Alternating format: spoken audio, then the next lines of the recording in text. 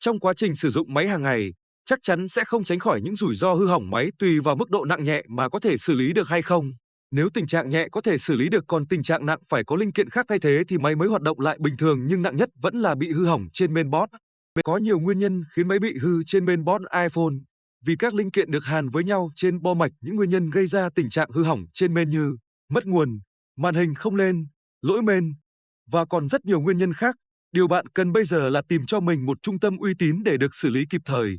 Nếu bạn đang phân vân không biết trung tâm nào uy tín để sửa chữa main thì Hoàng Vũ Center là gợi ý tốt nhất dành cho bạn với hơn 10 năm kinh nghiệm trong nghề. Đội ngũ kỹ thuật viên được đào tạo chuyên nghiệp luôn cập nhật cách xử lý sửa chữa mới để nâng cao tay nghề, giúp khách hàng yên tâm hơn khi sửa chữa tại đây.